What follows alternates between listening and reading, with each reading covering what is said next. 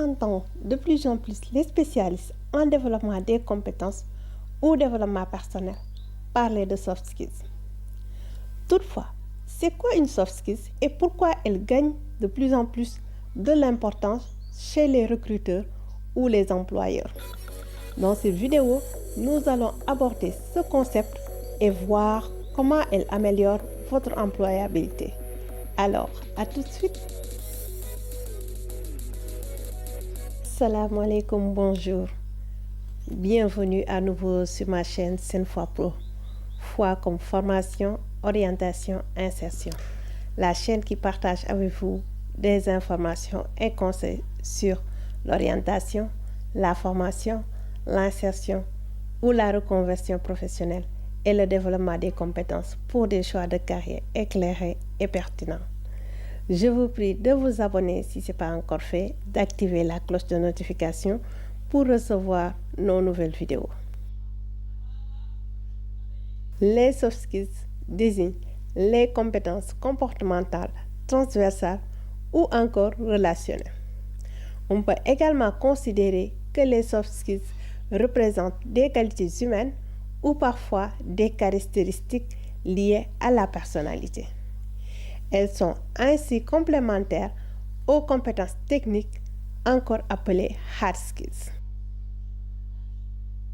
Les hard skills désignent les compétences techniques qu'on appelle aussi savoir-faire. Ils sont généralement acquis par la voie de la formation ou au fur et à mesure d'une expérience professionnelle. Un équilibre harmonieux entre hard skills et soft skills contribue indéniablement à la réussite dans le monde professionnel. À l'heure où le monde du travail est en pleine évolution, avec entre autres l'avènement du télétravail, les progrès fulgurants de l'intelligence artificielle et la prise en compte des enjeux environnementaux, les employeurs recherchent avant tout des salariés capables de s'adapter à ces changements et de faire face aux défis qui en découlent. Les compétences sociales et émotionnelles, c'est-à-dire les soft skills, apparaissent aujourd'hui incontournables pour s'adapter à un monde de travail en constante mutation. Aussi, les hard skills peuvent devenir obsolètes avec le temps, alors que les soft skills restent souvent pertinentes et applicables tout au long d'une carrière. Dès lors, elles sont considérées davantage comme des investissements durables. À noter que pour chaque type de poste, il y a des soft skills associés, c'est-à-dire qu'en fonction du besoin, du contexte et du type d'entreprise, le candidat devra ainsi détenir des compétences spécifiques. Par exemple, dans le domaine de la santé, l'empathie, la patience sont généralement des soft skills incontournables pour bien exercer son métier. Il existe plusieurs méthodes qui peuvent vous aider à développer vos compétences humaines. Donc, numéro 1, le recueil des feedbacks de vos collègues ou de votre entourage pour prendre conscience de vos forces, faiblesses personnelles afin de faire après un travail sur vous-même afin de les améliorer. En deuxième lieu, il y a la formation.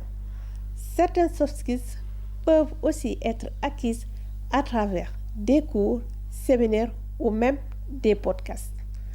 En troisième lieu, il y a le coaching. Un coach peut vous aider à développer certaines compétences non techniques de manière rapide et efficace, car il adapte le processus d'apprentissage et de pratique directement à votre situation. Comme je l'ai dit tantôt, les soft skills à acquérir dépendent du poste que vous occupez ou que vous visez. Cependant, voici 5 exemples de soft skills très prisés par les employeurs. En premier lieu, il y a la capacité d'adaptation. L'agilité doit permettre aux collaborateurs et par extension au collectif de travail de garder le cap face aux transformations profondes parfois imprévisibles, qui touchent les organisations. Elle se double d'une capacité à apprendre essentielle pour évoluer dans de nouveaux environnements. En deuxième lieu, il y a la capacité à communiquer. Face aux multiples problèmes que doit résoudre l'entreprise, il est essentiel de savoir émettre avec clarté et recevoir par une écoute attentive un message. La compréhension des mécanismes de communication apparaît d'autant plus essentielle avec le développement du télétravail, qui implique de maîtriser les spécificités des échanges à distance. En troisième lieu, il y a la capacité à travailler en équipe.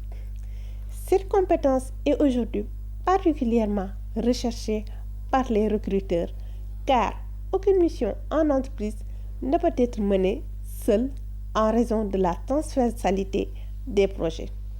Les organisations ont besoin d'intelligence collective, ce qui implique que les collaborateurs aient la capacité à trouver leur place dans le groupe et à coopérer. En quatrième lieu, il y a la résilience et la gestion du stress. C'est la capacité à gérer les situations dramatiques, la pression et à s'adapter.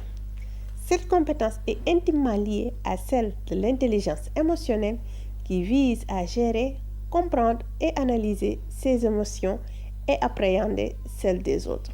En cinquième lieu, il y a l'esprit d'initiative.